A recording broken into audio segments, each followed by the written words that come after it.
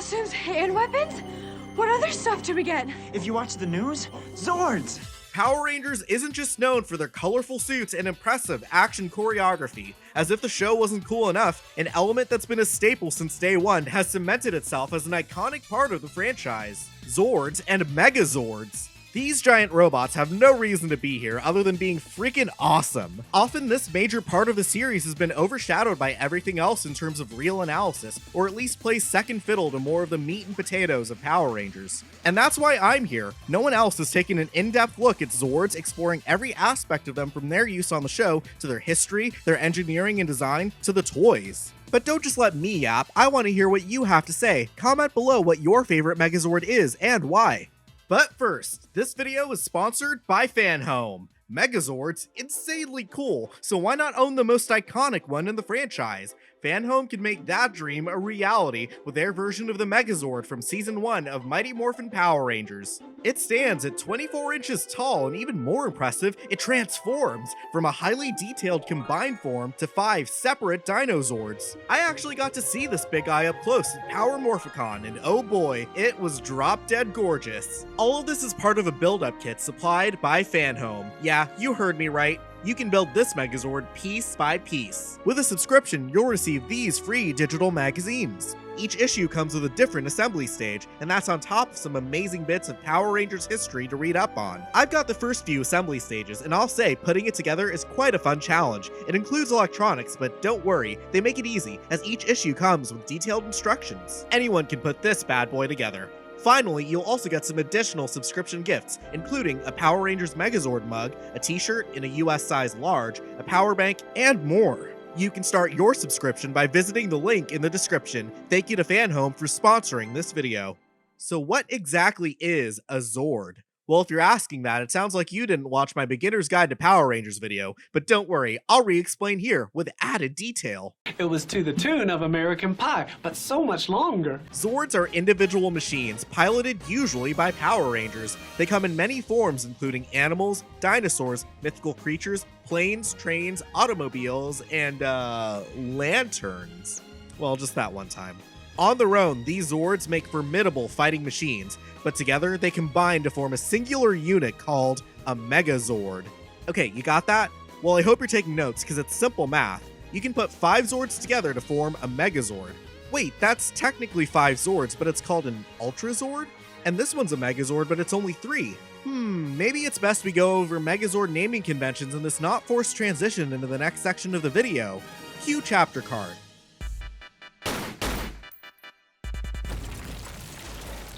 Alright, we just went over a small discrepancy. Let's clear it up by going over what is a Zord, the different types, what isn't a Zord, and naming quirks. A Zord is simply any singular vehicle or robot prior to any combinations or transformations.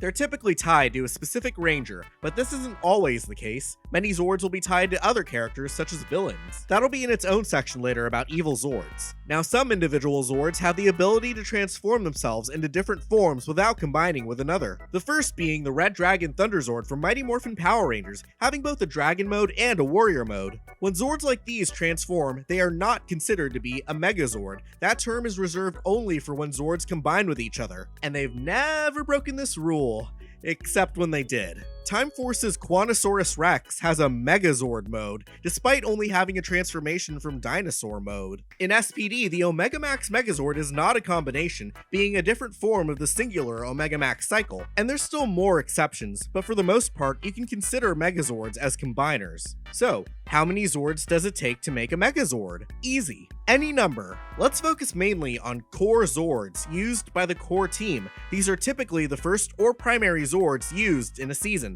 Of course, a core Megazord is the same, applying to the first or primary Megazord. Now, most Power Ranger seasons combine 5 Zords into one Megazord, and that's been the standard with each Zord corresponding to each Ranger. But some seasons feature less. Ninja Storm was the first to feature a 3-piece combo for the core team, who were made up of 3 Rangers. The Hawk, Lion, and Dolphin Zords combined into the Storm Megazord. Okay, 3 Rangers, 3 Zords, so the number simply has to match up with the number of Rangers, right? Ha ha ha. Wrong! In Space first featured a Megazord combination from 2 pieces, the Astro Megaship and the Mega Shuttle, combining to form the Astro Megazord, a 2-piece Megazord for a 5-Ranger team. This is repeated again in Dino Charge, with 3 of the 5 Rangers combining to form the main Dino Charge Megazord. And not a core Zord, but it's worth mentioning that Ninja Steel gave us our first 6-piece combiner in the Ninja Blaze Megazord.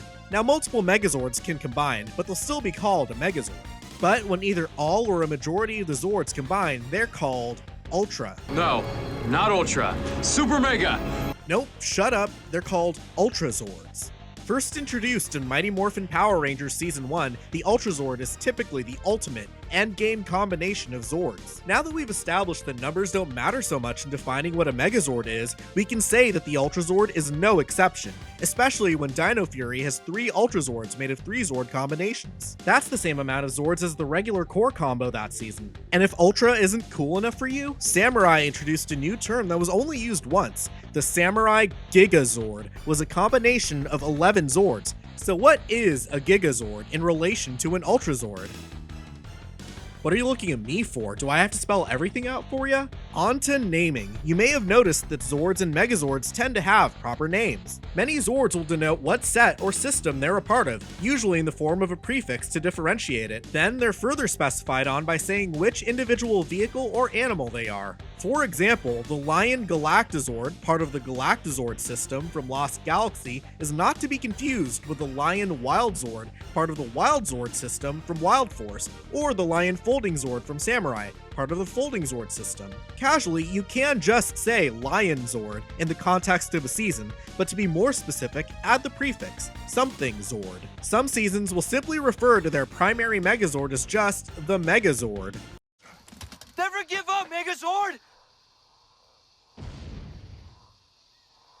Makes sense as a kind of shorthand. Now, even the term Megazord is a bit muddy. Early on in Mighty Morphin, the term Megazord was the combined form of the Dinozords, and that was its only name. It would only retroactively be called the Dino Megazord later on in Once and Always. The combined form of the Dragon Zord is called the Dragon Zord Battle Mode, with only the combined form of Titanus reintroducing a Zord term by being the first Ultra Zord. In Season 2, it's even more apparent looking back that the naming conventions for Zords have yet to have been fleshed out. The show would jump back and forth between the names Thunder Megazord and Mega Thunder Zord. The combined form of the Thunder Assault team with a Tiger Zord is called the Mega Tiger Zord. This was somewhat carried into Season 3.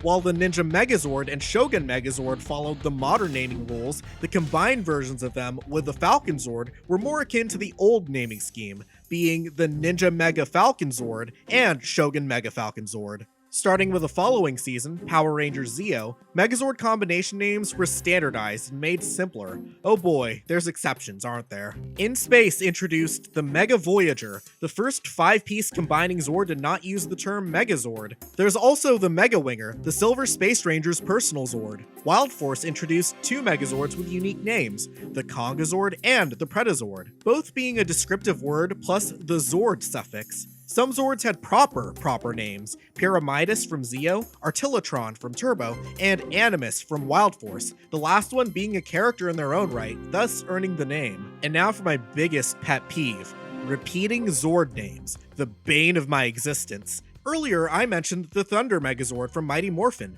but what about the Thunder Megazord from Ninja Storm? At least you can differentiate the Ninja Storm one by calling it the toy name of Thunder Power Megazord, but it's not as egregious as Time Force's Quantosaurus Rex, aka the Q-Rex, and Super Megaforce's Q-Rex. They never actually say Quantosaurus Rex in full during Super Megaforce. Lightspeed and SPD had a close call with the Omega Megazord and the Omega Max Megazord. Same with Lost Galaxy and Mystic Force with the Centaurus Megazord and the Centaurus Wolf Megazord. Disney really liked recycling names. And while we're on Mystic Force, what the show called the Phoenix Unizord, a combination of the Red Ranger's Titan mode, the Mystic Phoenix, and the Unicorn Zord, is called something else in the toy line. The Steedergon Fury Megazord. Yeah, Phoenix Unizord's better. The Jungle Fury toy line also calls this the Ultimate Megazord. I'm pretty sure that's just advertising copy, which the Ranger Wiki has taken upon itself to adopt. Good going, Ranger Wiki.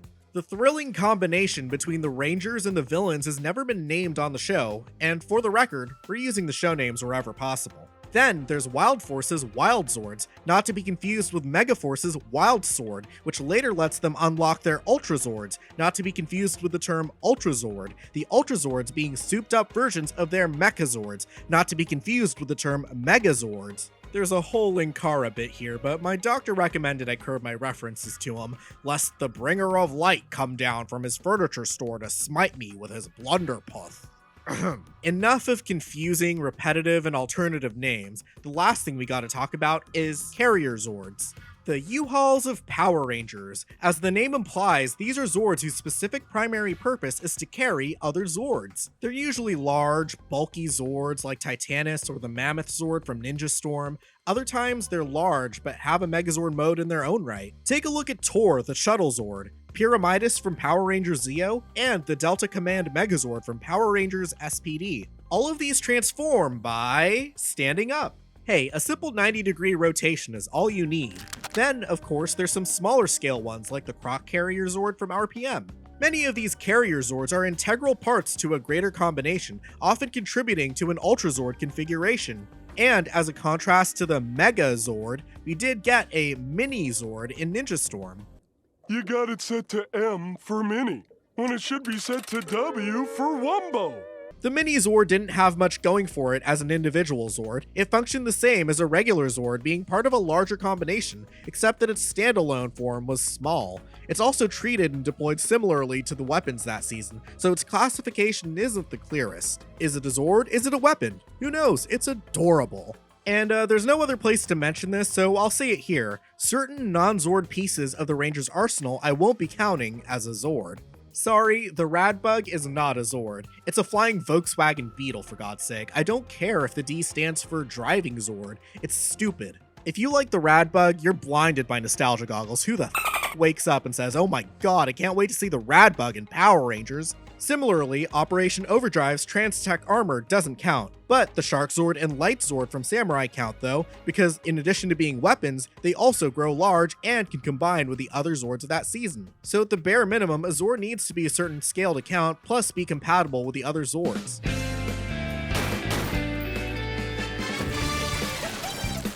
Part of the fun with Zords is how they all come together. It's like a puzzle. I remember spending hours trying to imagine the intricacies of transformations, especially for Megazords I didn't have the toys for. First things first, let's distinguish transformations from combinations. Some are single Zords that simply transform into other forms or into its Megazord equivalent mode. Single Zords that change in this way are comparable to Transformers, but what people know the most and think of when they think of Power Rangers is combinations. When multiple Zords come together to form a singular unit. This is more of what the franchise is famous for. When Zords come together to form a Megazord, it can be a several-step process to prep each component. Or it could also be 5 bricks that you plop together and call it a day. The Zords are designed in Japan by a company called Plex, and over the years they've given us various degrees of complexity when it comes to the engineering of their transformations. Technically, the work starts with the toys, which do eventually get translated into the show as Zords. That includes how the toys function and come together, but some years the designs are better than others. As I've mentioned, a classic example is simply putting 5 pieces together with very little actual work to put into the combined form.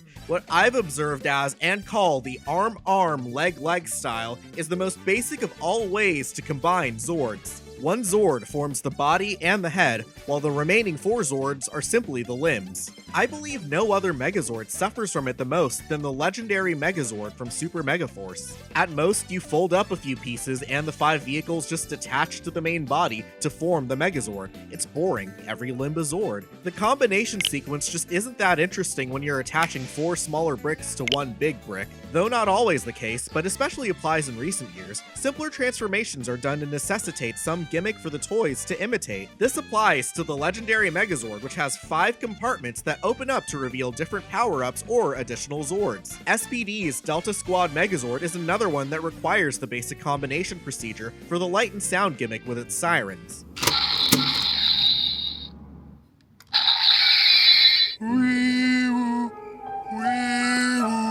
Time Force does this too, but with a twist. The Time Force Megazord has two modes, a red mode and a blue mode, with two very distinct looks and transformations. This makes the arm-arm leg-leg style a lot more forgivable in this case. Each arm doubles as a leg and each leg doubles as an arm for the opposite mode. It's truly impressive seeing a Megazord pull off two different looks. Even more impressive when you consider there's a third jet mode and further combinations with a red and blue mode down the line. And that's not even considering the 5 uncombined time flyers before they come together to form the Megazord. They're fantastic in their own right. Now, a majority of Megazords only partially suffer from the arm-arm leg-leg syndrome. It's either just the arms like the Galaxy Megazord or just the legs like the Jungle Pride Megazord. At least some of them require the Zords to do some intricate transformation before docking into position, but others are again just bricks, the Ninja Blaze Megazord from Ninja Steel being the worst. If you look at the toy version's arms,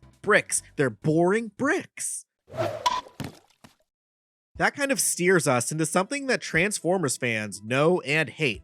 Parts formers. Instead of doing a complex transformation, the Zord breaks down into separate, smaller pieces and then are reattached somewhere else. In my honest opinion, it's the lamest of all ways to form a Megazord. I've found, especially in newer seasons, that many Zords just tend to break up into parts. RPM's Paleomax Megazord breaks up the Mammoth Zord into 6 pieces. The Beast X King Zord from Beast Morphers is the worst offender. The transformation sequence straight up calls attention to all the spare unused pieces lazily attached to the back. For all that, the design of the Megazord combination doesn't even save it, at least in my opinion, with many different bits hanging off the side, obviously just leftover parts called kibble. It just doesn't look like one cohesive aesthetic. The Zords basically form armor around the Racer Zord's battle mode, but feel very half-baked. Even the Wheeler and the Chopper Zord's respective individual beast modes suffer from parts forming. And that's not to mention the smaller examples where only a piece or two come off as individual parts, like the Galaxy Megazord fists that just clip onto the Wolf and Wildcat Galactazord's butts. Now, parts forming, I would say, isn't always so black and white. I think there's some precedent for them. For large combinations like the RPM Ultrazord or Samurai Gigazord, you're going to have some parts forming. Dino Fury's whole line is a parts former hater's worst nightmare, but it's made okay in my opinion, with a Lego-style gimmick and the sheer amount of configurations you can achieve. At least parts forming there is the whole point. Where it's a problem is when it substitutes actual transformation when it's needed. All the coolest Zords have some sort of neat engineering trick that makes changing from one form to another so satisfying. It could be tiny details like the Titan Megazord having a witch's hat that it could put up, which wasn't just a show thing, the toy could do that too. I've also really liked how in Dino Thunder, the Tyrannosaur's legs are offset from the body but swing around to be centered on what would become the Thunder Megazord's chest. This is incredibly hard to see with a fast CG combining sequence in the show, but you can spot it in this toy commercial for the Sentai version. And one of the most visually stunning feats of engineering is Operation Overdrive's Flashpoint Megazord, with its accordion-style transformation sequence. It goes from fire truck to Megazord in such a satisfying, smooth motion. It's just too bad they never released the toy in the West. Japan gets all the cool things.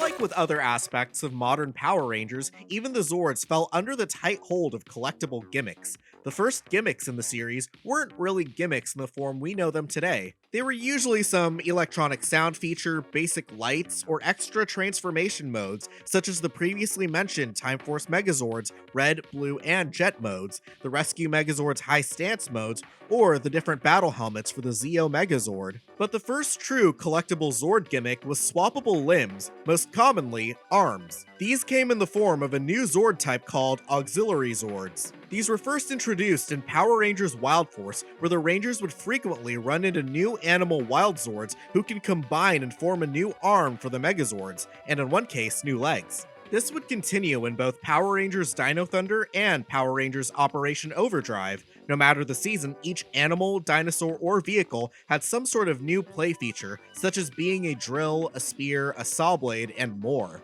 In Dino Thunder's case, these alternate arms had motorized play features in the toy versions to mimic the show. RPM and Dino Charge also featured versions of the arm change gimmick, though they technically connect with different ports. The prior example connecting directly to the upper torso, while these connect to the shoulder. Jungle Fury and Samurai introduced armaments, These auxiliary Zords didn't form new limbs, but instead became armor and weapons for the Megazord. While Zords becoming armor isn't new, technically the Dragon Zord becomes armor for the Dino Megazord. Having a revolving door of different armor types with different weapons and specialties helped to make it stand apart from a regular combination with an additional Zord. As I mentioned earlier, Super Megaforce's legendary Megazord had its own version of this gimmick with Zord armaments stored in leg and arm compartments. I guess you could say auxiliary leg and arm compartment armaments? Say that 5 times fast. The Ninja Steel Megazord had a unique one, with each auxiliary Zord being a little dude that can ride inside of the Megazord, Alien style. Get away from her, you bitch! They even expand on this gimmick in the most hilarious way, having the Megazord that it's sitting in sit inside an even larger Zord. And some of the morpher and weapon gimmicks also integrate with the Zords. This includes Ninja Storm's gacha-esque power spheres that dispense different weapons for the price of a quarter, power disc, and Megaforce's Mechazord heads that were just interchangeable Zord heads, okay. Not all of them are winners. And Dino Fury's Dino Keys form the heads of the Dino Fury Megazord line. Finally, non-Megazord combined modes. This started with the Dino Megazord's tank mode, which is basically a half-transformed Megazord. The Thunder Megazord have the Thunder Assault team that consists of 4 of the Zords, not really combining, they just kind of clump together, and sometimes Red joins in. Mystic Force's Titan Megazord had one of the coolest with a dragon formation, and Operation Overdrive's Drive Max Megazord had its own tank mode. Moving on from the mechanics of these giant marvels, they come in many shapes and forms. Mighty Morphin kicked off the whole series with dinosaurs, a popular staple of the franchise, typically featuring T-Rexes, Triceratops, and Pterodactyls in all iterations, including Dino Thunder, Dino Charge, and Dino Fury. Animals are another popular motif. Wild Force, as an example, features all animal-based Zords. This applies to dinos as well, but they're typically portrayed as mechanical versions of these creatures and not camouflaging with fur and other biological features a la Transformers Beast Wars. I'd say that's prime. Let's do it! Zords usually hide themselves in different ways, with disguises not being very common. They'd also be massive compared to normal-sized animals. A common design quirk of Megazords, when their animal style is, instead of having hands, it's just bitey animal hands. Chomp! Common animal Zords include the lion, typically reds and the leaders, then sharks, wolves, gorillas, tigers, Tiger. Tiger. and different kinds of birdies. Birdie. Another category of Zords is mythical creatures. Mighty Morphin's Dragon Zord and Season 2's Thunder Zords, the Zeo Zords, and later the Mystic Titan Zords. Mystic Force's entire lineup is a great example of this theme. The Titan Megazord combines the Mystic Sprite, Minotaur, Mermaid, and Garuda Zords into its dragon formation. The Phoenix Zord is kinda awkward. It's more of a knight than it is a phoenix, but whatever. Finally, vehicles. Turbo introduced the first car Zords, which were coincidentally the first ones created by the Rangers themselves. Unfortunately, a lot of people had a problem with them. The main argument being that it's a downgrade from the dinosaur, animal, and mythical beast type Zords that came before. But these are teenagers. They're the ripe age to be learning to drive, so naturally, cars are the obvious go-to choice. Though car or not, entrusting a Zord to a kid Ranger? Different types of vehicles would also feature in the show, from fire engines, ambulances, construction vehicles, trains, submarines, all sorts of flying craft, and even spacefaring vessels. Now, these Zords don't necessarily have to 100% align with the theme of a season. Some seasons don't really have the obvious go-to Zord motif, so they instead improvise. You'll occasionally get the one-off, like Time Force featuring the Q-Rex, in contrast to time-traveling jets, or Mystic Force's Solaris Knight having a train similar to Harry Potter. You can kind of stretch it as needed. Then from there, you get hybrid motifs. RPM is notorious for their vehicles with animal faces. What do you mean, what eyes? Right there? The front of our Zords. This would be repeated in Megaforce and Beast Morphers. Alright, a bit of a quickie, but let's talk about cockpits. Please don't clip that. Power Rangers need somewhere to control their Zords. The simplest form of cockpits are no cockpits. Some Zords are controlled remotely. The Dragon Zord was kind of the first one, except Tommy actually boarded the cockpit in 2 episodes, and never again. Other Zords, the Rangers turn into, so individual cockpits aren't really needed. Individual cockpits are places for Rangers to physically pilot their Zords that usually feature some kind of control input. Zach here, this is kicking. This is Billy, all systems go. Trini here, ready to rock. Hey, nice stereo. Let's show him some Megazord power. Engage crystal. 2, 1, power up. Many of these cockpits are smaller versions of the full-sized ones in the Megazord combinations. Speaking of, team cockpits. These are formed when a mommy and a daddy Zord love each other very much. We're like one big Zord, like a mama Zord. Or no, that sounds lame. A Megazord. A lot of the time, Rangers will simply migrate to the team cockpit from their individual ones, or simply manifest into them. Though some Megazord configurations still keep the Rangers separate despite being in a combined form, or at least until a later combination down the line, some teams who never got shared cockpits include Lost Galaxy, except in one episode, Beast Morphers, and Cosmic Fury. For the power set at least, they had a shared one in Dino Fury. Now there are different styles of cockpit. The most common are seated ones. Even with seated ones, the control schemes can differ. Common types for the vehicle seasons are steering wheels or control sticks. The next ones you'll see are standing cockpits. First seen in Mighty Morphin with Tommy's White Tiger Zord. Some of them, such as Time Force, Wild Force, and Dino Thunder, feature command stations for each Ranger. Cockpits like Jungle Fury's Jungle Pride Megazord would be the first to simply be an open space where the Megazord would copy the Ranger's moves. This would become the norm for modern Power Ranger seasons like Dino Charge, Ninja Steel, and Dino Fury. Wait! Let's rock and roll. Cringe. Many of these cockpits would integrate other roleplay items. Many times, morphers can interface with the Zords, like SPD's morphers being used to activate the squad runners. Lost Galaxy used their trans daggers on a spinning pedestal to control the Galaxy Megazord. The Lightspeed Rangers used their blaster grips for attack inputs. Many different Power Ranger teams had weapons that doubled as controls for their Zords, but if you want a twist on that, the controls becoming weapons themselves. This was the case for RPM with their wheel blasters. Some Megazords just don't have combined cockpits, opting for the Rangers to stay in their individual Zords. In Lightspeed, the Lightspeed Megazord had no combined cockpit, but others that same season, such as the Super Train Megazord, Omega Megazord, and Life Force Megazord do. To add to that, they are all subtly distinct from each other. The Super Train cockpit features a staggered seating setup. The Omega Megazord has the Rangers seated in a V formation.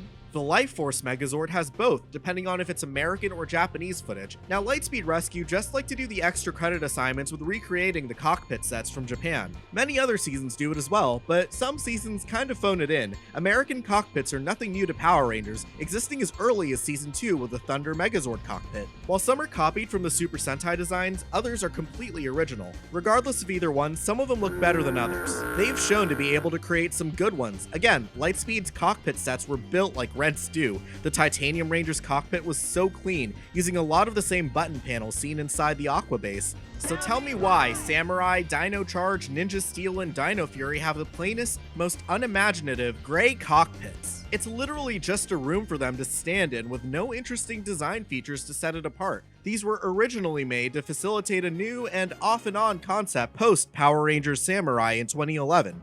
Cockpit modes. These were just silly. It's armor that they don't even use in battle, but that they changed into just to pilot their Zords? Why? What's the point? Especially when they introduced these forms in Samurai, they showed they could pilot the Zords unmorphed. It's not like they really need the extra protection when their regular suits are shown to withstand direct physical attacks. Let's be real, these cockpit power-up modes are just here to sell more toys, obviously, but at that point, just use them in a fight so the kiddos can see them in action. The show only ever took them out once. But shoutouts to more creative endeavors for the cockpits, like Mystic Force doing a whole chessboard. They control their Megazord with strategical moves. It reminds me of the wizard chess scene from Harry Potter. Last thing on cockpits before I move on, where are they located? It's not always clear. Individual Zords sometimes open and show where they are. Megazord cockpits sometimes are obviously located with some sort of window or windshield for the Rangers to view out of. The Thunder Megazord's cockpit is visible at the end of its transformation sequence from the big orb on its chest. The Astro Megazord from Power Rangers in Space has its cockpit located in the head. Bonus points for it, as the Megazord can be controlled from two different areas, the Astro Mega Shuttle and the Astro Megaship from its bridge. So it's usually either the head or the chest.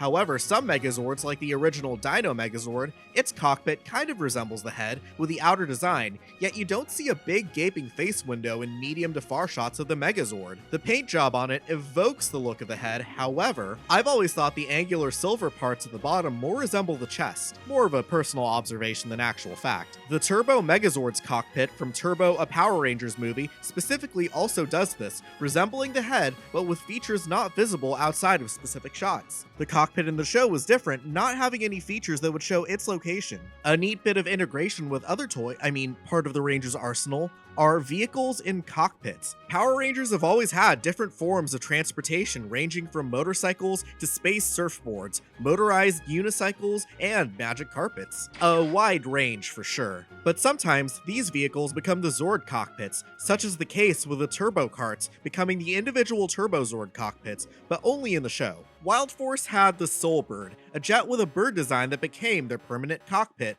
replacing their initial one, and a downgrade in my opinion, too technological and doesn't fit the theme of the season. Beast Morphers had an interesting integration with the Beast Bots, robot partners to the Rangers who become the steering wheels for the Beast X Zords. Finally, I want to add that Zords can also be autopiloted. Some of them to a certain extent, others more so. And to take autopilot to the next level, some Zords are sentient. They're able to move around on their own and at some points have come to the Rangers' aid. Whoa! It's the Galaxy Megazord! Yeah! It's guiding TerraVenture away and slowing us down.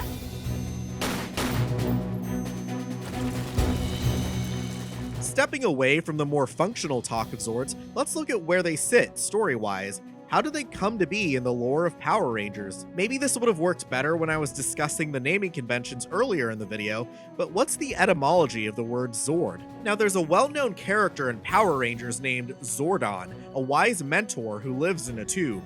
Are they related? It's never really been explained if there is a relationship between him and Zords. Until they say so, which they've never outright stated, I'd like to believe there isn't. Probably just a coincidence. The show's never outright gone over the early history of Zords. What exactly the first Zord ever made is not clear, but seeing as how there's a whole planet named after them that's basically a Zord scrapyard, we can assume Zords are very old.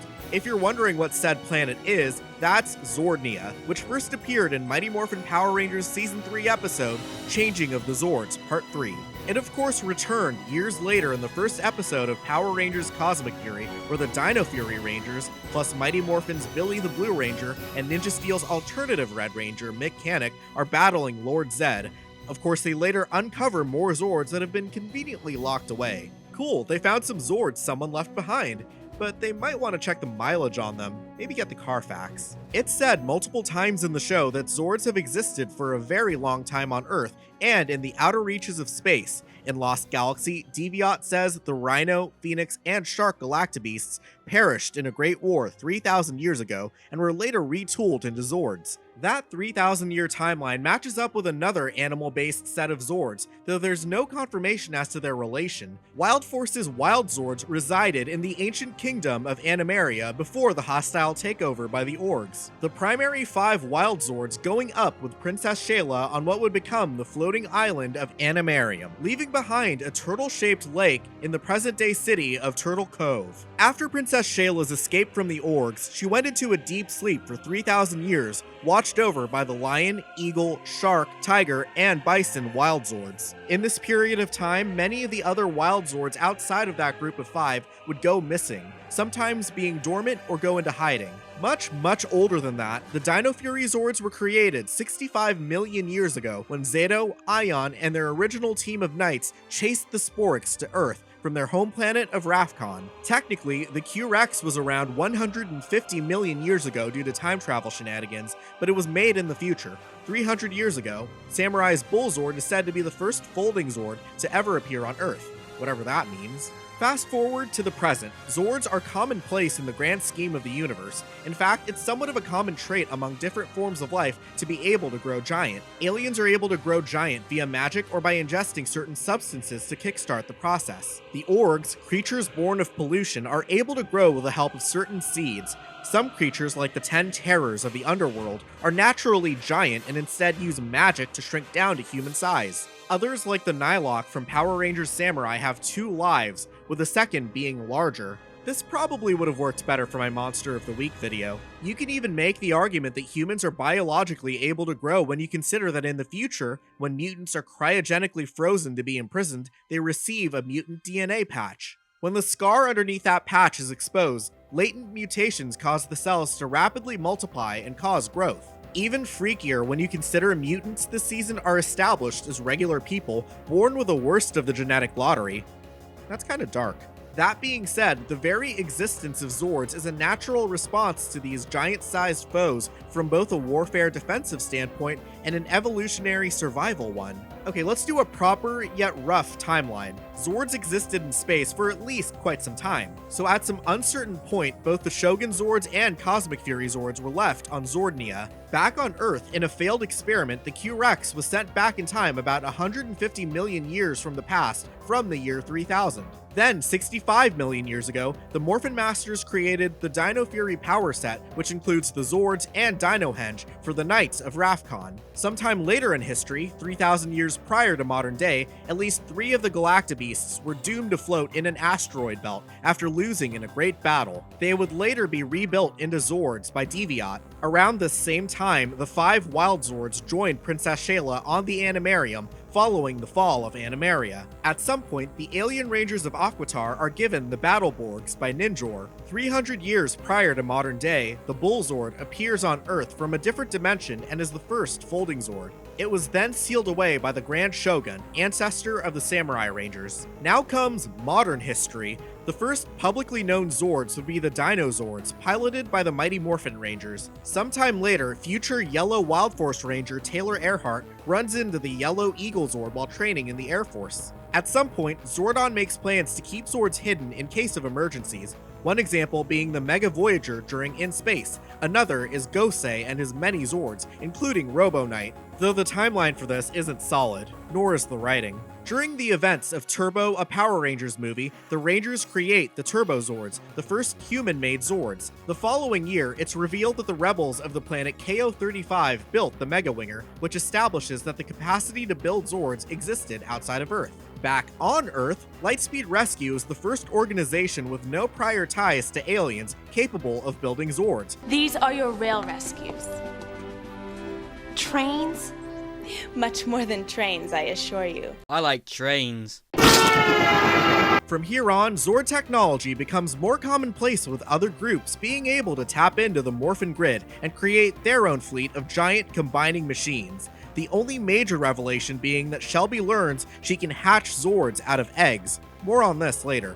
Far into the future, yet prior to the year 3000, when time travel is first being perfected, Time Force sends the Q-Rex back in time in a failed experiment. As the robotic owl Circuit tells the Time Force Rangers, the Q-Rex was sent 150 million years from the year 2001 in the past, which leads us back to square one.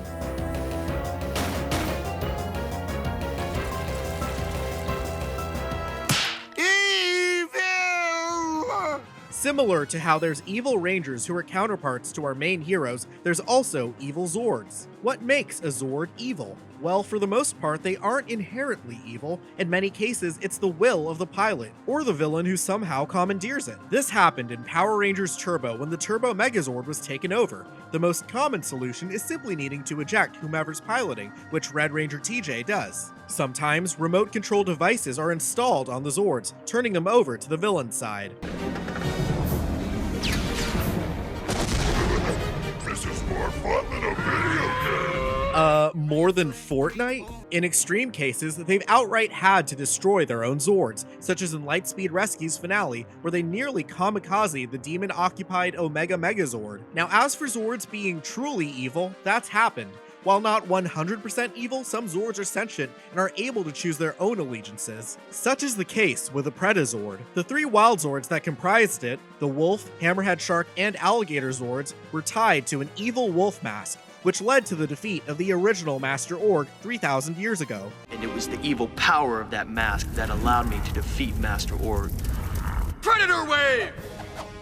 Because the mask took over the user, turning the body into a host for the Duke Org, Zenaku, The Zords were aligned to his interests. That was until the mask was destroyed, realigning the Zords with the last wearer, Merrick, the Lunar Wolf Ranger. The Dark Horse Catastrophe has a storybook reputation for aligning with evil, but doesn't actually have any skin in the game. Instead, it's loyal to specific people, particularly to its main rider, Korag the Nightwolf. But it once allowed Mystic Force Red Ranger Nick to combine with him to form the Centaurus Phoenix Megazord. Now there are Zords built for the purposes of evil, the most famous being Serpentera, the personal Zord of Lord Zed, and the biggest in franchise history, making the standard Megazord look like a bug by comparison. It's only outshadowed in size by your mom. Its towering stature, however, is at the cost of decent battery life, comically accepting AAA batteries only. This was apparently fixed by remnants of the Machine Empire years later, after Zed abandoned the Zord on the surface of the moon.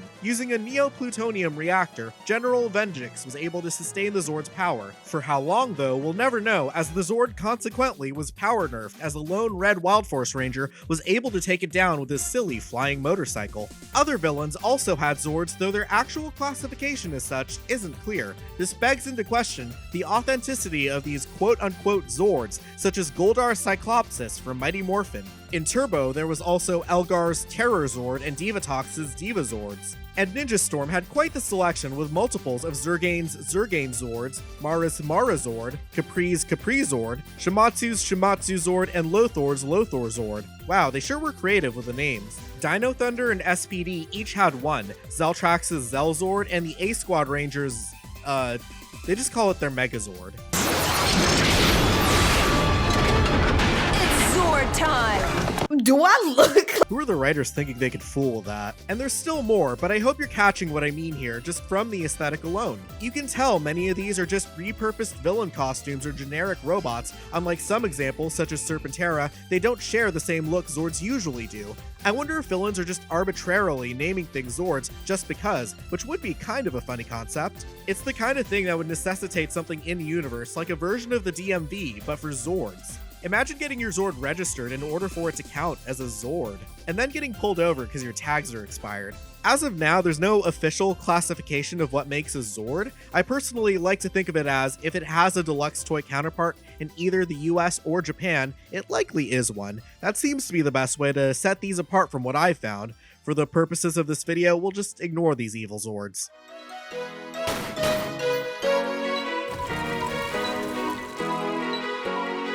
So where are Zords kept when not in use? For many teams, they utilize carrier Zords, which I mentioned earlier. However, their capacity can vary, usually only able to hold a finite number of Zords.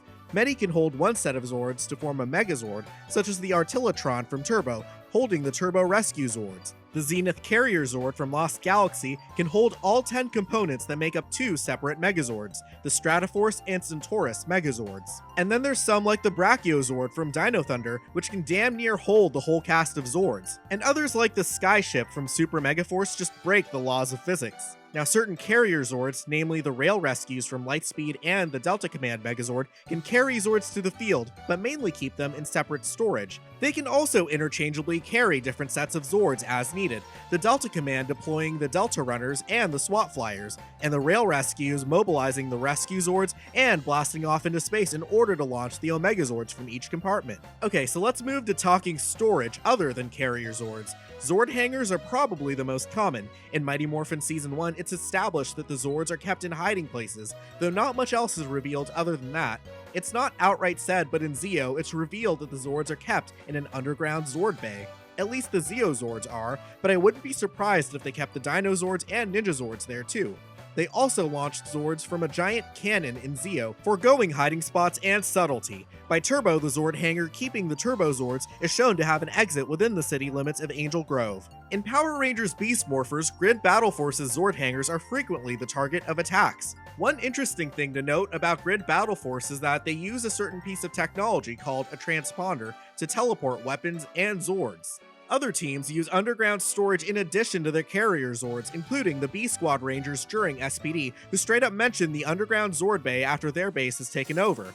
Lightspeed Rescue takes this a step further and stores the Zords underwater. This is a practical security measure as the villains this season, the demons, hate water. Then some other interesting storage cases include the Time Flyers being kept in the future and being sent back in time as the Rangers need them. The Lost Galaxy and Wild Force Rangers Zords just roam around their respective areas until needed. The Forest Dome for the Galactabeasts, and the Animarium for the Wild Zords. Some Zords, particularly from the two ninja teams, Ninja Storm and Ninja Steel, hide in plain sight using either hologram technology or ninja techniques. Finally, some Rangers don't even require hiding their Zords. The Mystic Force Rangers physically turn into their own Zords for either the Titan Megazord or Manticore Megazord formations. The Jungle Fury Rangers summon their animal spirits and use Pai Shui techniques to give them physical form. And I'd be remiss if I didn't mention long-term storage. Zordon hid the Mega Voyager on one of Jupiter's moons. At least 2 known Megazords are kept on the planet Zordnia, the Shogun Zords and the Cosmic Fury Zords. The Mammoth Zord from Ninja Storm appear to be in some sort of storage, but whoever hid it away and why is never explained.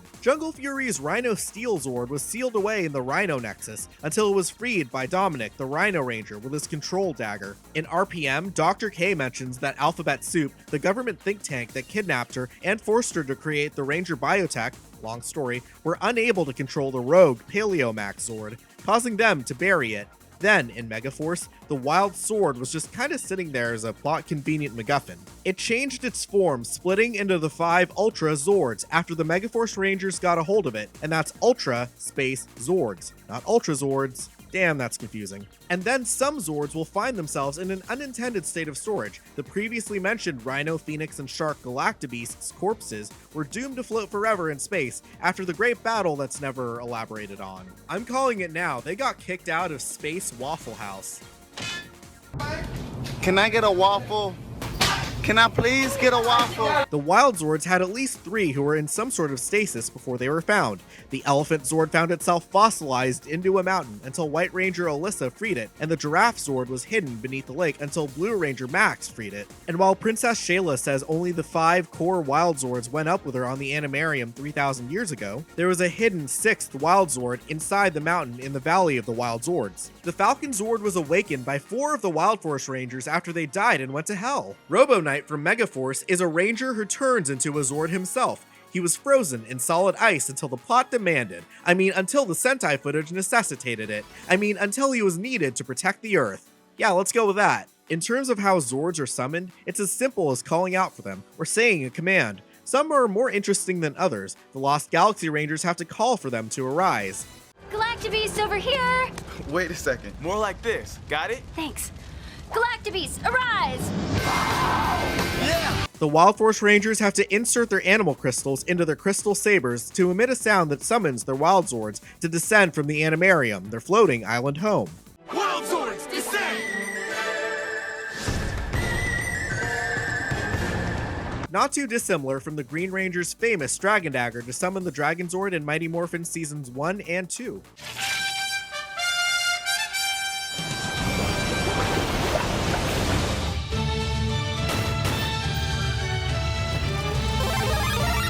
So how big are the individual Zords and various combined Megazords on the show? The answer is unclear. Not once has a specific number been given on the show itself. If a number does come out, it's either from supplemental material or Super Sentai. All that matters is that the size of the Zords are terribly inconsistent, so a constant measuring contest would go absolutely nowhere. Zords, and by extension Megazords, are usually large enough to tower within a city setting. Obviously, some Zords will be smaller or larger than others. There's this kind of unspoken rule or pattern that I've noticed. The main Megazord of a season is usually a standard height. This can be seen in various team-ups. From there, additional Megazords will either share that same height or simply be larger. Obviously, further combinations later in a season will be larger.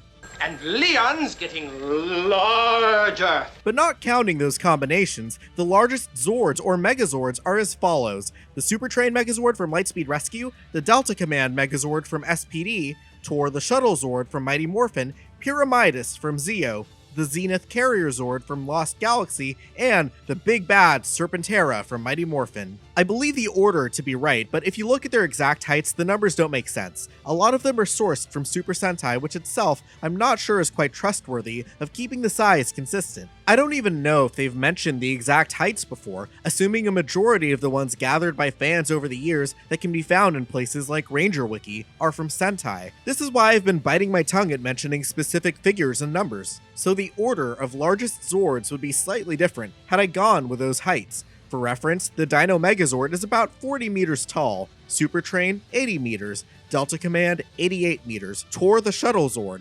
95 meters, Pyramidus 102 meters, Zenith Carrier Zord 107 meters, Serpentera 345 meters. So the Super Train is supposed to be double the height of a standard Megazord. Here it is with some monsters who are about appropriate Megazord size, approximately 40 meters. That checks out. Delta Command is over twice a Megazord's height. This footage doesn't show it well, but you can kind of fudge it. But the problem becomes more clear with the following Zords. Tor the Shuttle Zord has just enough room to fit a standard Megazord inside, so why is it double that size? Seems a little overkill. Pyramidus has the same situation as Tor, but what's worse is that you're telling me Pyramidus, who stands at 102 meters, is only 5 meters shorter than the Zenith Carrier Zord at 107? Which, might I remind you, the latter holds 2 whole Megazords. Serpentera, no matter what, is the king with its gargantuan size, but that too is all over the place, being various sizes throughout the series. It was shown to be able to crush Tor the Shuttle Zord under its foot, and the Thunder Assault team looked like a speck by comparison. Yet when it reappears in Wild Force, its head is suddenly just large enough to allow a ranger with a space motorcycle to drive into its mouth. The Astro Megazord is supposed to be significantly taller than the Dino Megazord,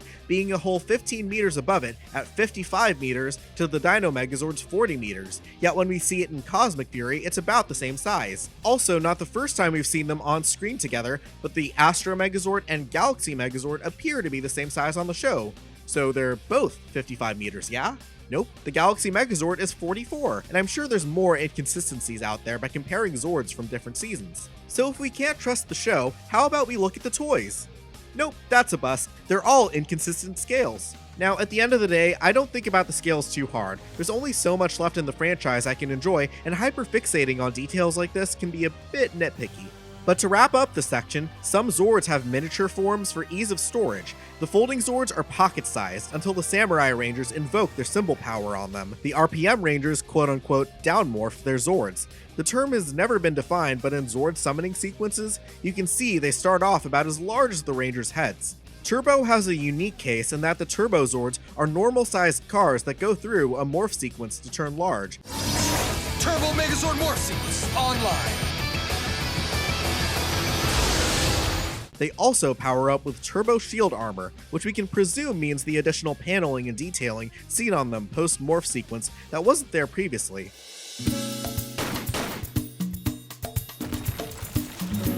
So this is about to get steamy. Just how were Zords created? Oh, sorry, I'll save the Bird Zords and the Bee Zords talk for your parents. I never did it with baked goods. The creation of Zords has been detailed once, but we can presume that there's multiple ways, seeing as how various teams simply manufacture their Zords. And some teams have very specific methods to create Zords, such as the Dino Charge Rangers, who use geodes and inject them with dinosaur DNA like eggs, a la the Russian homunculus experiment.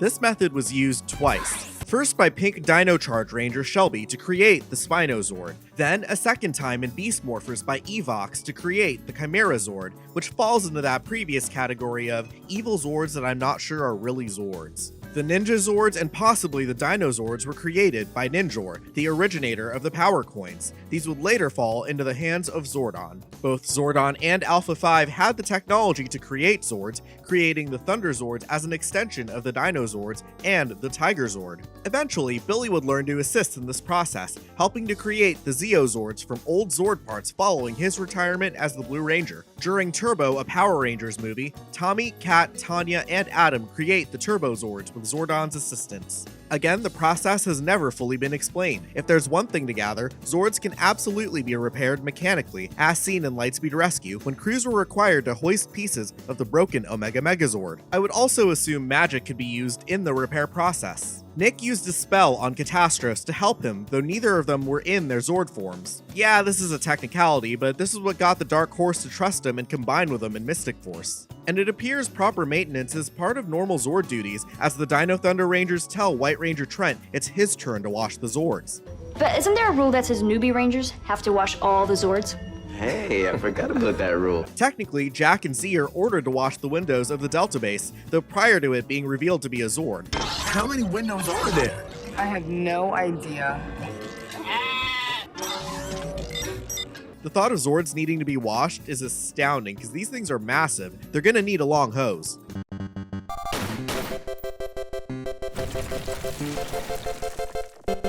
Megazords have always been the holy grail of a particular season's toy line, being the biggest and most expensive product on shelves. It was the one toy every kid had to beg for. The figures, whatever, throw them in the shopping basket. But if you were a good kid, did well on your math test, maybe a slightly more premium item like a weapon or a morpher. But unless you were stupid rich, the Megazord was one of those ask for your birthday or put on your Christmas list type of deals. Looking at another toy line, Transformers had different size/quality class specifications for different items in their line, such as the Voyager or Leader class. Power Rangers keeps it mainly simple with only the Deluxe or DX line of Zords, which would continue into Super Ninja Steel. This was a carryover from the Japanese line of Deluxe Robos from Super Sentai, which Power Rangers used to share the molds from, but more on that in a bit. Typically, a Deluxe Megazord would be the definitive version of the toy, being fully transformable or combinable just like in the show. But other smaller lines existed, though never lasted long outside of a few seasons. Micro Zord sets with smaller versions of the Megazords, often with much more simplified designs. Jungle Fury did a quote-unquote transforming Zord line, which was a slightly smaller but still decently made full line. It even introduced added features that the deluxe version lacked, like arm swapping. And while I wouldn't consider them variations on the traditional Zord line, there were still some other representations in the toy line. They were usually smaller figures. Everyone had this particular Galaxy Megazord figure, judging by how abundant it is in online listings. Hasbro put out a non-transforming retro Megazord line in VHS packaging. There's also Jumbo Megazords, we've gotten Build-A-Figures, Nutcracker figures, and a personal favorite of mine that we don't get anymore, Zord Morphin figures, where the Rangers turn into their Zords. Not really show accurate, but they were fun ways to represent your favorite Zords in a 2-for-1 deal with the Rangers. Though weirdly enough, the one season where they do turn into Zords, Mystic Force didn't do a Zord Morphin line. Actually, they did, but not into their Titan forms as seen in the show. They instead turned into generic dragons. There were later releases that did turn the Rangers into the Manicore Megazords Firebird and Lion Zords.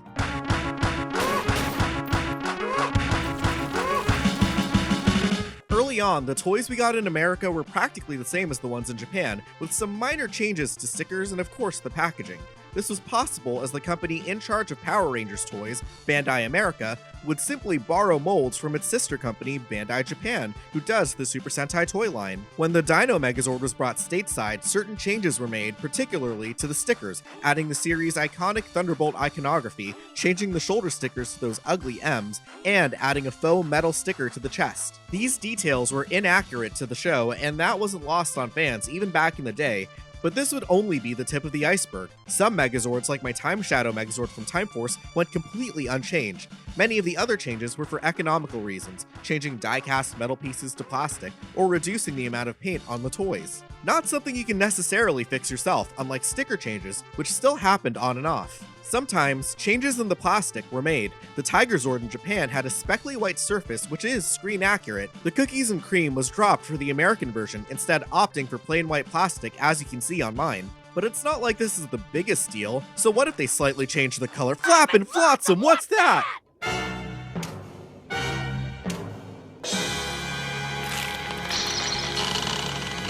In one case, during Mighty Morphin Power Rangers Season 3, they changed the color of the White Shogun Zord from, well, white, like in the show, to pink.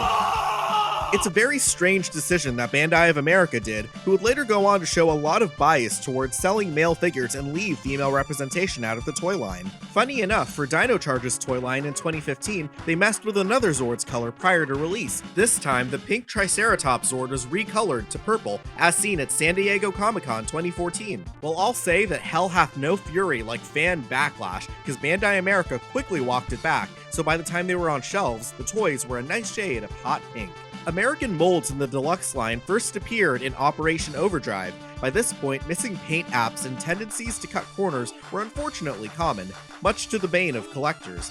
But 2007 saw a dark year, with a fall from grace so low. Bandai of America made new American molds that were very, very bad. I would know because I owned one. The deluxe Drive Max Megazord was a way for Bandai to save money by not importing the more premium engineered Daiboken from Japan. You'd think they'd save money by making it smaller, but instead, it was enlarged. Paint apps missing were the least of your concerns, as a lot of the transformation was horribly simplified, most egregious being the 2 leg holes that, in the Japanese version, were covered up by hidden panels. They just didn't bother here. Slight tangent, I mentioned I owned this toy as a kid. Even I knew it was bad and inaccurate. Online toy reviews were starting to become popular on the internet. All it took was seeing the review of the American version and the review of the Japanese version to compare and contrast. I used to go on Linear Ranger's fan site back in the day, that's a throwback, just to see his comparisons. One of the biggest things to notice was the yellow dozer driver Zord was a sickly light yellow and the bucket was gray. The correct colors are much warmer, more saturated yellow for both the body and the bucket, and on a trip to Toys R Us in 2007,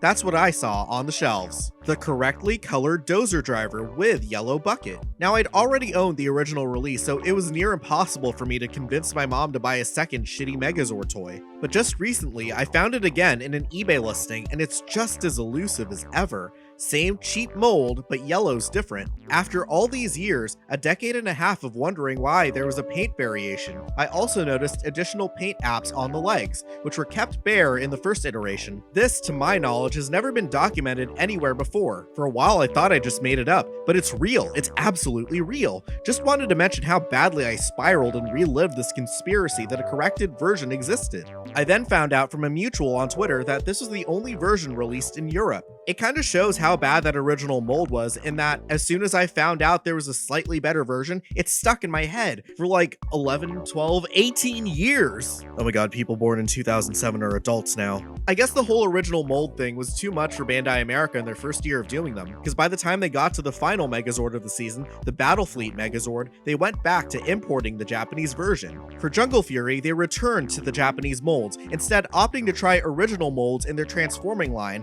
rather than replacing the main deluxe line. But that would be the final time we got Japanese molds in that way. Starting with RPM, another set of original American molds were used. This would be continued the following year during a short break the show had. During this break, a re-airing of Mighty Morphin Power Rangers with bad comic book style effects aired in some areas, not mine, and an original mold of the Dino Megazord was issued. This release would retroactively be the start of a new line, the Zord Builder line. Zord Builder is admittedly great in concept, but the execution was poor. It wasn't a replacement for the Deluxe line. In fact, that wording was still used. It's just that the Deluxe line was now under the Zord Builder umbrella, meaning other non-Zord toys were compatible. But compatible how? Port standardization.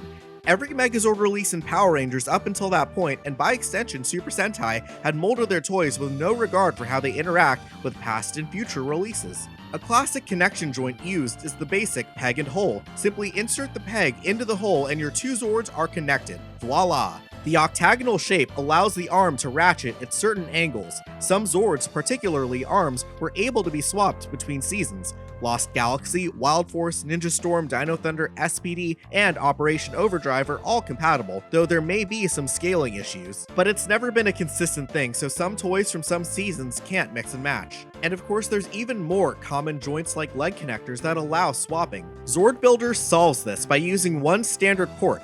Everything fits.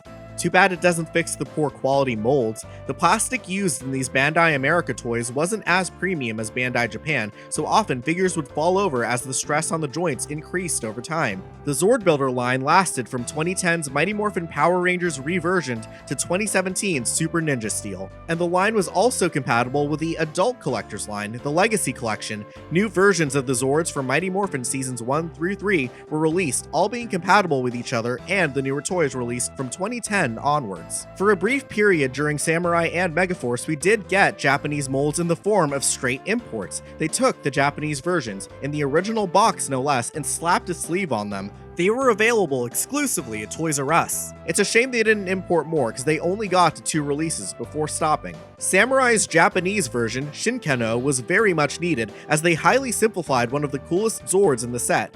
The Dragon Folding Zord went from this cool geometric dragon to a wiener dog. Last bit about the Zord Builder line is that they released non-Zord toys with compatible ports and pegs. This made it so you could take other toys like ugly motorcycles and attach them to make an awkward arm for the Megazord. The franchise would be bought out by Hasbro for Power Rangers Beast Morphers in 2018. Hasbro is known for being the makers of Transformers toys, so it seems like a huge win in terms of Megazords. Oh god, they messed it up, didn't they?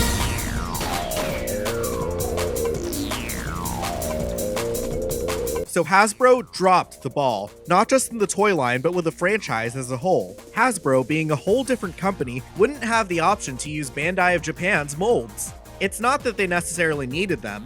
Though the franchise was long past doing that, one does have to wonder how much of an advantage Bandai America had using the molds as reference for their own. Hasbro doesn't even have that as an option. Nonetheless, they still released their own Zords, starting with the Beast X Megazord, with a separate Zord release. This was a first in the franchise, and honestly not a bad idea from a marketing perspective. It encourages serial collecting. And despite this being inconvenient for the consumer, if Hasbro's goal is to make money, then why not split them up? But the toys weren't remarkable, and still nowhere near the quality of the Japanese versions. But where it got people worried was the lack of a Megazord release for Season 2. The Beast X King Zord was nowhere to be found. Strange, as this really was the big Zord of the season, even being featured in the big Dino team-up episode, Grid Connection. Now, it's not the first time Zords have been left out. Bandai America started leaving out certain Zords and Megazords. Wild Force's Elephant Zord was never released in the deluxe line. It would be joined in no-release hell by the Cephalozord in Dino Thunder. In the Cephalozord's case, it was a major part of a combination, a whole arm for the Triceramax Megazord. You simply couldn't complete that combination in America. You're stuck armless. No clue why they never made it over. The next two are whole Zords, and they sort of make sense, I guess. The Centaurus Wolf Megazord was never released, as Villain Zords did not sell well, and that's despite it having a good guy version where it combined with a Red Ranger to form the Centaurus Phoenix Megazord. They could have found a way around the villain thing by marketing it around that instead. Operation Overdrive's Flashpoint Megazord, the Mercury Ranger's personal set of Zords, had a bit of a complex transformation sequence. With the new molds they were going for that season, I wasn't surprised that this one hit the chopping block. Back to Hasbro, they moved on to Dino Fury following the conclusion of Beast Morphers, and they released their Zords as part of a new system reminiscent of Zord Builder. The new Zord Link system is more marketing for the LEGO gimmick than it is a whole compatibility system, but the main Zords, the T-Rex Champion Zord, Mosa Razor Zord, and Terra Free Zords, deserve some praise for the sleeker design and added posability, but the releases, and in some cases lack thereof, were frustrating. It's a headache the way they released the blue and pink Zords in separate sets, forcing you to buy the opposite set, as it's the only way to get a complete combination. Some Zords never got released, like the P.A.K.A. Smash Zord and the Cosmic Raptor Zords, both being heavily featured on the show. One Zord, the Dimetro Blazing Zord, was seemingly not releasing, but was quietly put on shelves, 2 years after its in-show debut. Hasbro had one more attempt to make things right, and they messed it all up again. For the final season of Power Rangers and the 30th anniversary, the Cosmic Fury Megazord was released. Somewhere. I never saw it in stores, but some people bought it and immediately the lack of quality was evident. I'd recommend checking out this wonderful breakdown by Power Ranger Tube, who's been gracious enough to let me use his videos as B-roll. Go subscribe to him. Well, subscribe to me and then to him. Both of us. The Cosmic Fury Megazord was the one and only Zord release of the season and the final one of the series, and it ends on such a low point. Again, more Zords were left out. The Cosmic Fury Megazord only released with 5, the Cosmic Lion, Wolf, Bull, Chameleon, and Shark Zords. And for the record, I don't care what anyone has to say, that last one is not a shark, it's a swordfish. You can't just rename animals willy-nilly, kids aren't that stupid. Look at all those chickens! Well, I stand corrected. But of the unreleased Cosmic Fury Zords, we have the Cosmic Fury Scorpion, Cobra, Eagle, Grizzly, Dragon, and unnamed Gold Zord. Wait, they didn't even bother naming it? Guys, we're gonna name the Zord. Comment below which name you're voting for. It's a real shame to see the final fate of the toy line. Granted, toys aren't as popular as they used to be, now competing with video games and Skibbity Toilet. Last thing I'll mention is that there are some alternative lines. You can, of course, follow what's going on in Japan, and while they focus on the latest seasons there, which stay unadapted for Power Rangers, they do have some lines that retread some older Megazords. Recently, the DX Robo Universe line is bringing back old designs in what fans are calling Bandai Japan's own take on Zord Builder. There's also the Super Mini Pla line, also known as the Shokugan Modeling Project or SMP MP line, essentially mini Megazord model kits, and I own a few of them. And of course, don't forget the Fanhome Megazord that I talked about earlier in the video. This is sponsored, by the way. Link and code in the description below.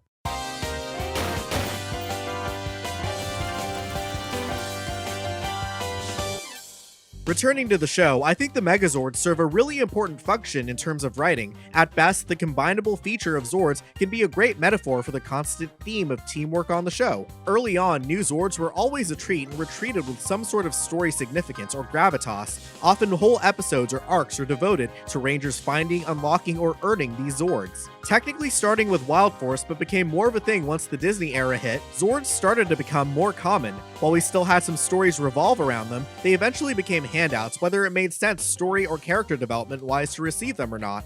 This trend would continue into more modern seasons. That's not to say we didn't get handouts pre-Disney era, or that seasons from, say, the Saban era didn't get Zord-focused episodes, but they were fewer and far between, and the weight of receiving something new and significant in the fight against evil was simply missing. Lost Galaxy's two-parter, The Lost Galactabeasts, really set the stage for world building, expanding on the lore of the Galactabeasts and adding a story function to the mysterious new Galaxy book that they just received in a previous episode. But where it shines is the Rangers taking various approaches to stopping a set of evil Zords. Yellow Ranger Maya pleads with the good Galactabeasts, who refuse to fight them. The boys literally come up with a plan to side bomb them. Pink Ranger Kendrick sits down and does more research on the Galaxy book, eventually uncovering the mystery that the Megazords are related to their Galactabeasts. There is sort of a cop-out ending thanks to friendship and remembering who you are, but it's stressful seeing the Rangers at wit's end considering every scenario to take down a threat. There are some fans who aren't that into Megazord sequences, and that's okay, but I think they're the cherry on top of seeing these groups of superheroes come together. They're a physical representation of the Rangers' teamwork, which is all the more disturbing when Zords are wrecked, dismembered, destroyed. I've been re-watching Mighty Morphin Season 1 recently, and hearing the Rangers' remarks upon losing the Dino Megazord during Green with Evil, I gave a slight chuckle. Knowing what I know now and how much the Zords represent how the team works together, the grief makes sense. But if you were watching the show for the first time, you'd really think, big whoop, by that point you've had these Zords for a couple months. Seems a little overdramatic. But it's gut-wrenching. Back to Lost Galaxy, a really cool, unique thing that season is that the Galactabeasts were sentient creatures that turned into the Galactazords. The two evil Megazords that episode were former Galactabeasts. They quickly reformed and fought by the Rangers' side for the rest of the season. But like the 5 main Galactabeasts, they had minds of their own. So seeing them get blown up in the finale is kinda rough. Then seeing Zords get commandeered by evil forces like the Psycho Rangers during In Space and the Demons in Lightspeed Rescue is just a gross perversion of the Rangers' greatest weapon that symbolizes their unity. Earth, wind, fire, water? Oh no, they join forces like the Power Rangers! Maybe I'm overthinking it, but Zords are more than just stinking cool in the visual department. They're also a factor in the grand scheme of Power Rangers storytelling that can inform you in subtle ways. RPM had a unique set of Zords, adapting a goofy fleet of cars with silly animal faces. Look, Pixar's Cars was really popular. I'm not surprised Super Sentai cashed in on that. Ka-chow. This is referenced several times throughout the season, especially in the episode Ranger Blue during a Q&A session between the Ranger operators and the creator of the RPM power set, Dr. K.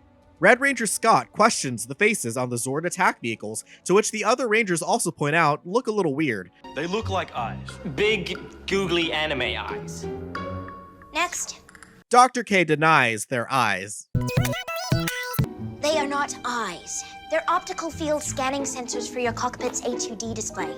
But if you really think about it, Dr. K is a tragic character, and her tragedy and trauma may have seeped into her work. If she's not already there, she's damn well near the top of the list for darkest character stories in all of Power Rangers. She was a child prodigy kidnapped at a young age and forced to work in a government think tank, creating all of RPM's hardware, including the Zords. Even after escaping, she still shows some childlike tendencies. I wouldn't be surprised if the animal features of the Zords were manifestations of her stolen childhood, cutesy faces and all, kinda being a dark revelation when you consider she made them a big feature of what's essentially mankind's final form of defense in a post-apocalyptic world that she created. Both their enemies and their greatest weapons against them, their creations, the will of an innocent young girl. I may be connecting imaginary dots, but it's an interesting interpretation of the Zord's designs. RPM was a wild season.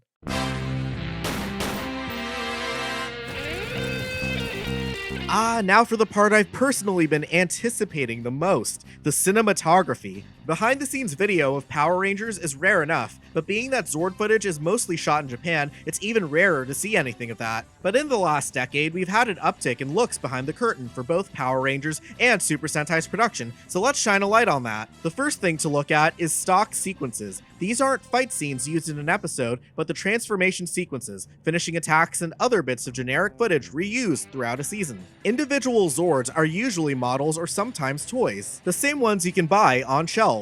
They're typically articulated in a way to show the various transformation aspects or to give them more range of motion. It's not uncommon to see Zords that can move more than the toy version. I'm looking at you, Saber-Toothed Tiger Dinozord, and your posable legs. Looking at production footage of Daijujin, the Japanese counterpart to the Dino Megazord, the Zord summoning sequence features a combination of 4 Zord models. Add to that an actor in a Tyrannosaurus suit placed in a strategic position for a forced perspective shot. A conveyor belt is placed in the foreground to simulate moving ground as the models are moved via animatronics or wires. In the case of transformations, several models are used. A mix of practical and special effects helps sell the mechanical nature of combination sequences. Small details such as escaping steam help give some realism. Some steps of the overall combination are either simplified or exaggerated to help with the overall flow. Finally, the combining prop model is transitioned into the suit. Now, the best Megazord sequences have always been practical from the start, but as early as Season 3, the show began to adopt CG elements. Well, Super Sentai did, and Power Rangers just carried them over. Lost Galaxy was the first to use fully CG Zords, with the Wolf and Wildcat Galactabeasts being primarily CG when in their Galactazord mode. Lightspeed's Omega Megazord and Time Force's Time Force Megazords paved the way for 3D animated sequences, but Wild Forces would be the first to have primarily CG individual Zords. Previous seasons only used CG for when the Zords came together. Wild Force was essentially CG everything, except for Megazord fights and the odd close-up here and there. Though technically that only applies to the show, Mighty Morphin Power Rangers the movie featured Zords that were fully CG and a fully CG Ninja Megazord. This was at a time where 3D modeling and animation was not quite there, leading to a shiny mess. But for the 2017 Power Rangers film, CG had improved dramatically, so there was an opportunity to do a more faithful look that truly captured the essence of Megazord designs from the show.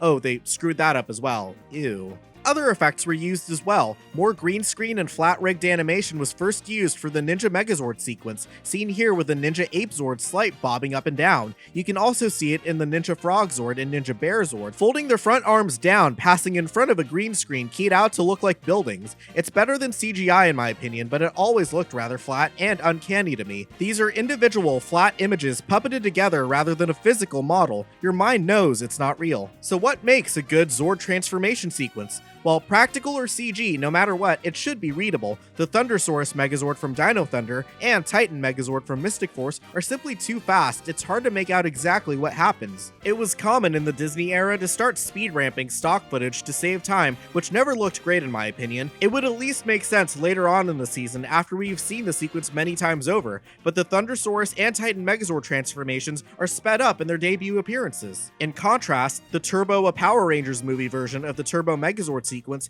has all sorts of drip from the detailed models, and everything about the transformation makes logical sense from an engineering standpoint. As much as I have a soft spot for it, it's just too slow. Ironic for a team named Turbo. It was never carried into the show, but I always wondered if they could have abbreviated it by cutting pieces of it or turning it into a montage. Instead, they used the Sentai version from Car Ranger. It was much faster, but it missed some of the intricate details. The Dune Star and Desert Thunder simply connect to the Mountain Blaster in the show, but the movie featured these unique joints that were die-cast metal on the toy.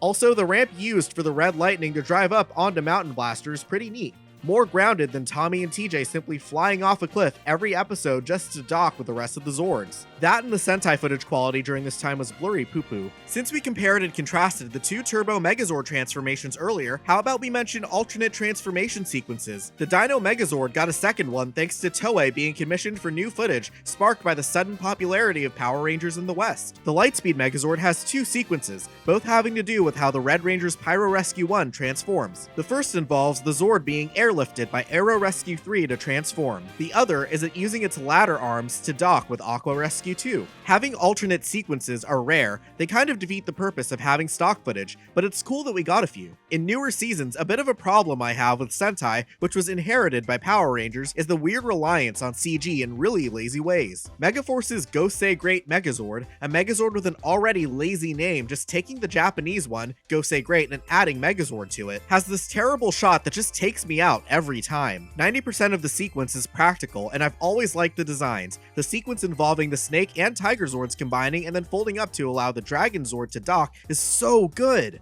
Then we get to the arms with the Shark and Phoenix Zords, and they just give up. It's a bad CG model, and it just floats mid-air and transforms, accompanied by an unintentionally comical squawk sound. Therein lies the problem I have with a lot of CG Megazord sequences. Physics go out the window. Megazord combinations tend to happen in spaces removed from the world the show takes place in. Think some sort of pocket dimension. You'll often notice the background change, and usually monsters are unable to attack as the Rangers combine. This isn't always the case. Some Megazords form in real time, such as in the case of the Lightspeed Megazord and Beast X Megazord, but since CG became commonplace, the less there seemed to be care for the Zord sequences making sense. While Wild Force was an early adopter of primarily CG Zords, a lot of them still felt like they have weight. But by the time you get to Dino Charge, some of the effects are just awful. The shading is pretty atrocious. The way the Zords interact with the world just looks so obviously fake, like they're not really there. Sound design can help alleviate that, but the CG used in Sentai and therefore Power Rangers has always been of cheap quality, and that's no shock, it's always been a cheap show. No way they're gonna get Hollywood-style CG from VFX companies like ILM. Weta worked on the 2017 movie and they didn't even get it right. Hell, we didn't even get to see a transformation. I guess in that case, the CG effect was good, but not the design. Back to making the perfect combining sequence. The perfect one shouldn't be so slow as to feel like a drag, it must be energetic and engaging. It also wouldn't be so fast that the process of how the Zords come together is lost. Then finally, the Zords need to feel real, with weight and logical movement. That could be achieved with good animation, good animatronics, or good sound design.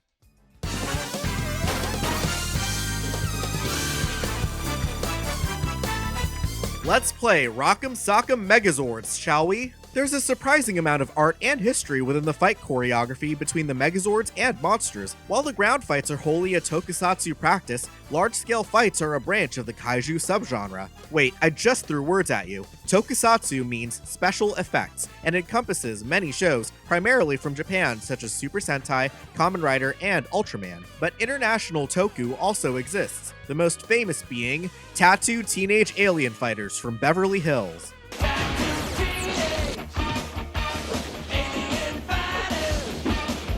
Ah, who am I kidding? It's Power Rangers, we all knew that. Now, kaiju is a subgenre of tokusatsu, with the massive success of films like Godzilla and its lasting impact on pop culture, as well as a surge of giant robots in the Japanese zeitgeist. The combination of the two would eventually lead to the visual identity of the modern Megazord fight. And who do we have to thank for giving us Megazord fights? Spider-Man! Wow, thanks, Spider-Man. Everybody gets one. Tell him, Peter. Apparently everybody gets one. Bingo. Yeah, that's right. It's a story I've told before on the channel, but a collaboration between Toei and Marvel introduced a giant robot for the web slinger to use, based off of a leopard. Because that's the obvious Earth creature to theme Spider-Man's robot after. Anywho, this then prompted Toei to start introducing giant robots into another one of their shows. Battle Fever J was the third entry in the long-running Super Sentai series. While the first two shows didn't feature giant robots, Battle Fever did, beginning a long-running tradition.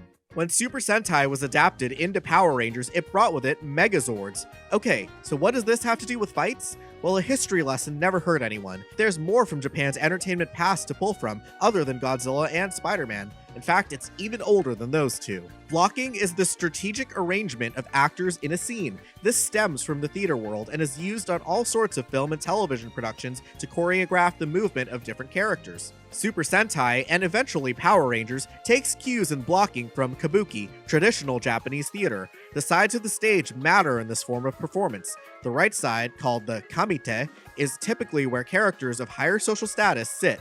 The left side, called the shimote, is for characters of lower social status. As kabuki is a non-oral tradition, it's important to have set ways to help distinguish characters. The left and right side blocking also applies to who's the villain and who's the hero. You'll see this all over Japanese media, but typically heroes are framed on the right and villains are framed on the left. Megazord fights to this day are still framed with this mindset for the most part. Even deeper than that, they'll sometimes flip the position to show that the heroes are at a disadvantage. In this clip from the very first episode of Mighty Morphin Power Rangers, the Rangers don't win until they switch sides. This is directly mentioned as a visual storytelling technique in Season 2 of Hikonin Sentai Akiba Ranger, or Unofficial Squadron Akiba Ranger, an adult comedy spin-off show of Super Sentai.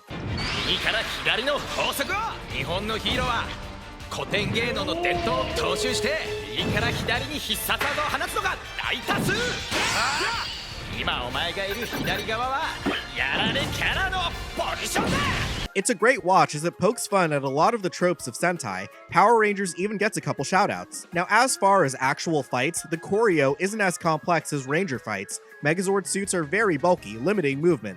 The Shogun Megazord from Mighty Morphin Season 3 mostly appears in stock footage, simply swinging its sword and taking down the monster. That's because the suit was so big it was hard to move in.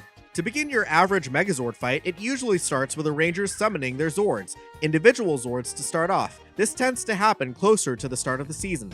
Later on, they tend to form the Megazord immediately for runtime. One stock footage combination sequence later, the Megazord is ready to rumble. Usually a few hits are exchanged, or the monster uses its gimmick if it has one. Occasionally, the villains land hits and sometimes knock back or knock down the Megazord. All while this happens, occasional cuts to scenes filmed separately on a set convey that the Rangers are inside piloting in their cockpit. When they get hit, the camera inside the cockpit set shakes as the Rangers react. For a standard climactic fight, the pacing of the action is very important. Compared to how the Rangers move when fighting normal-sized foes, Megazords tend to move slower to help exaggerate the sense of scale. Often, a limited range of mobility informs how these giants move around each other. However, Zords are no stranger to wire work and doing flips. But a really underrated aspect of the fights is sound design. Seasons from the late 90s to early 2000s used more mechanical and hydraulic sounds.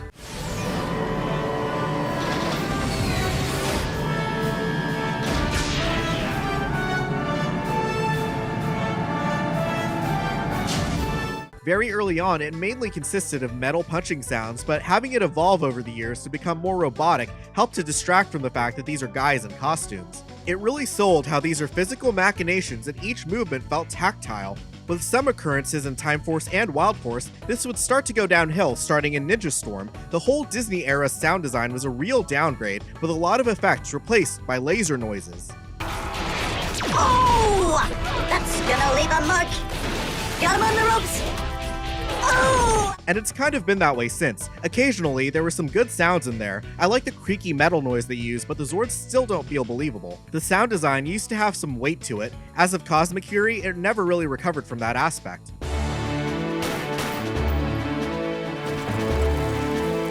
I think the best way to bookend this video is to talk about American Zord footage. While Ranger fights have been both Japanese and American shots since almost the beginning, original Zord footage was very rare.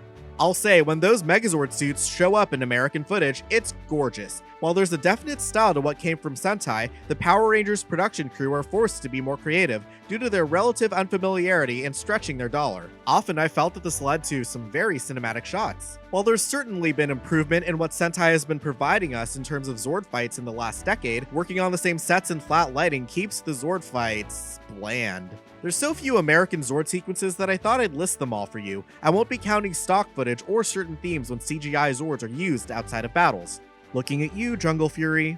The first time we see original Zord footage is in the Mighty Morphin Season 2 episode, The Power Stealer, as the monster Octophantom originated from Ju 2 footage. A shot of him punching the Thunder Megazord was filmed as the Zord originated from a different Sentai. Then, in Best Man for the Job that same season, the Thunder Megazord and Tiger Zord Warrior Mode duke it out in original footage. In the third part of the Season 3 premiere, a Zord fight was filmed with an original monster, actually an American exclusive repaint of a previous one. Then, the iconic Thunder Megazord and Tiger Zord destruction scene from Ninja Quest Part 1 as Rito Revolto stomps on the Rangers.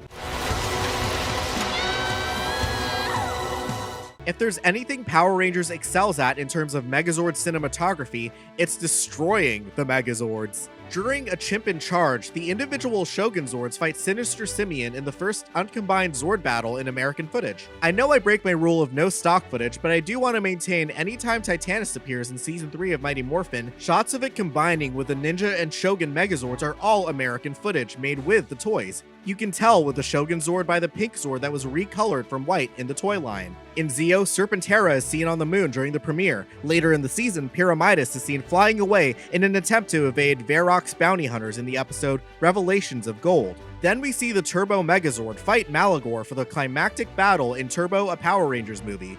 We see the Turbo Megazord 2 more times. The first is in Shadow Rangers, casting a shadow on Chromite.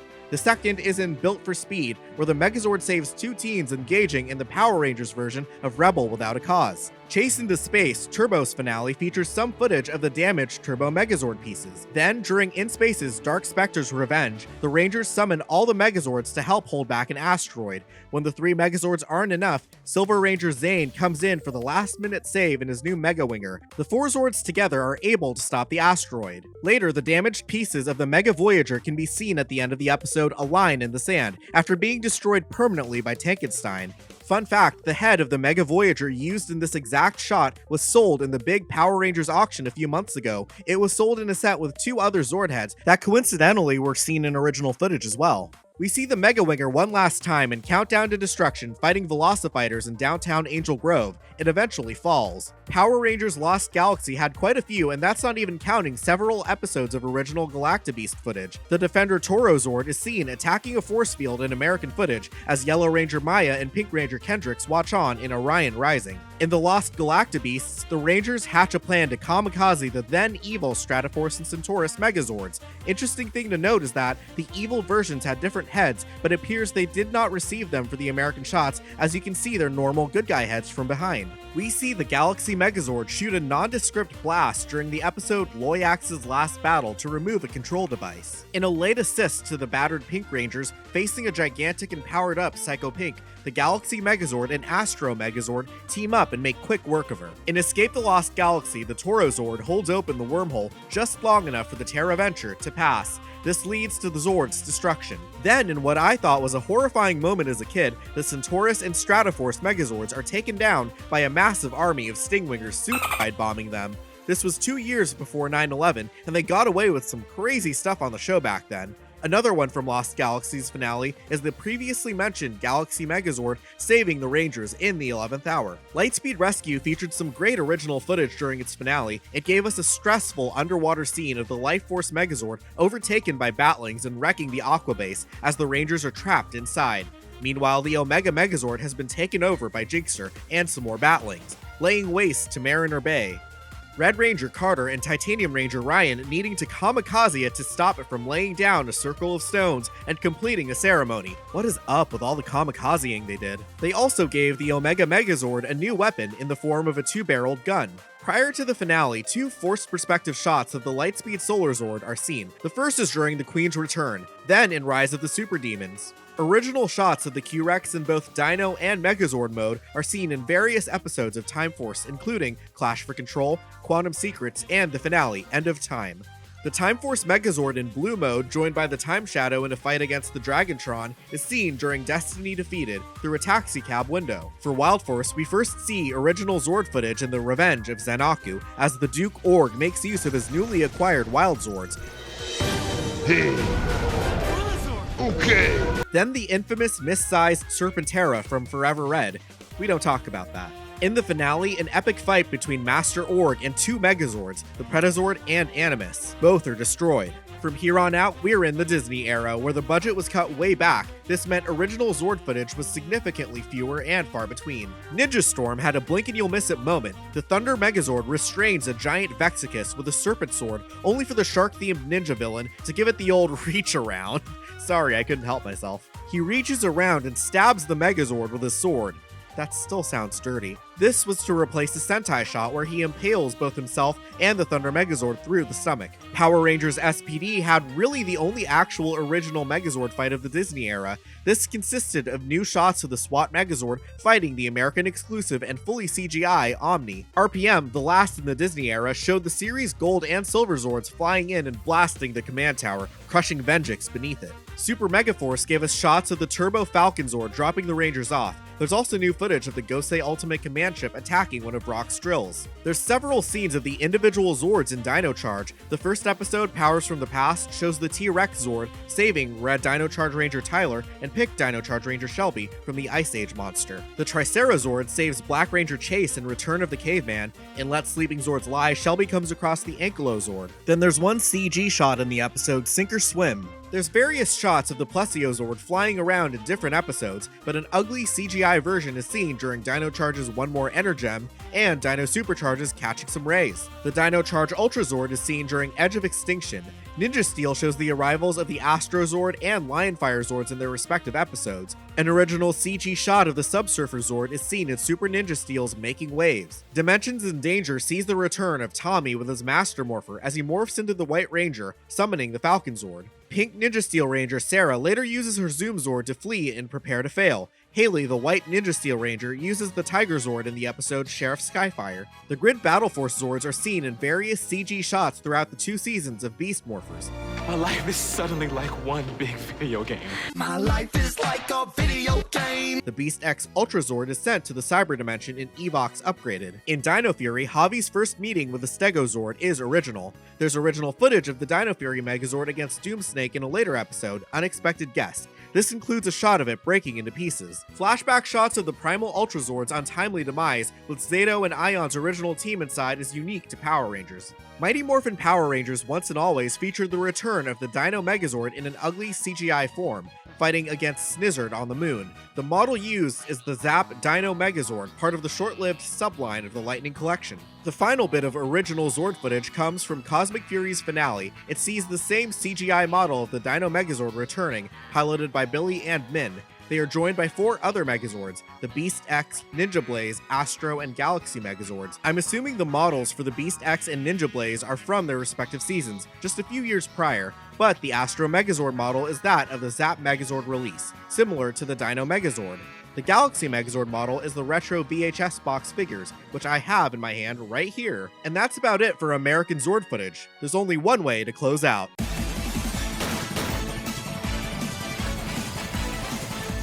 Or like the Mighty Morphin Power Rangers once they've morphed into the Megazord. I must learn the chef's secrets. Anyone who compares my sushi to the Megazord obviously has the finest taste. With one final attack, the Megazord turns around as the monster falls and bursts into a massive explosion. End with a low-angle tracking shot of the Megazord or the Rangers celebrating their win, maybe with a catchphrase. Your time's up. Checkmate! Samurai Rangers, victory is ours. As certain parts of such a formulaic show go, Megazords only make up a small chunk of most episodes, if at all. But that just goes to show how iconic they are. Zords were never really a mandatory part of the show. It's not like the narrative would unravel with them being gone, though it would mean less toys to sell. Regardless, it gave us an extra dimension to a show that was already unique. I touched upon this in my last video, but Power Rangers as a live-action special effects show certainly stands out among the rest. At the time, no one was really doing action this elaborate on children's television, let alone primetime television, all for a fraction of the budget most productions cost. And if that wasn't impressive enough, they just had to add giant robot sequences on top of everything. Megazords are the cherry on top. We didn't need them, but damn, they're just like compound butter on a steak. Extra flavor. So what would I like to see for the future of Zords? To push the boundaries of toy engineering, making discovering these new transformations rewarding and fun.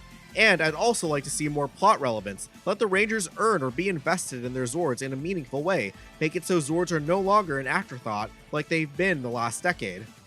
Being that most episodes of Power Rangers end with a Megazord fight, they really have an impact on bookending stories or showing a finality.